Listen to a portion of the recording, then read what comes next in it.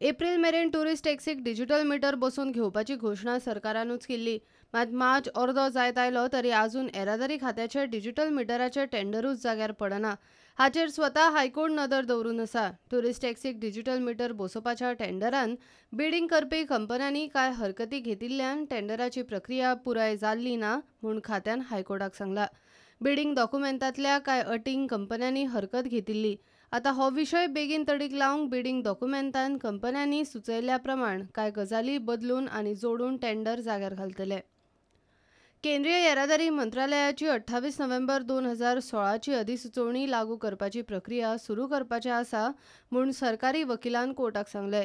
हे अधिसुचोवणेन एप्रिल 2018 मेरेन टॅक्सीन location tracing उपकरण आनी एक वा चड इमर्जन्सी बटन बसोवपाचें बंधन आसा. अधिसुचोवणेंतले नेमाचें पालन केलें ना जाल्यार नवीं परमिटां दिवंक मेळनात. ताका लागून डिजिटल मीटर बसोवप टॅक्सीवाल्यांक चुकना.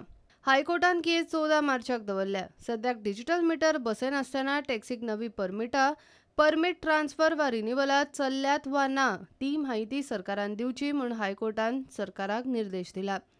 प्रुडंटा खातीर मुकेश कुमार.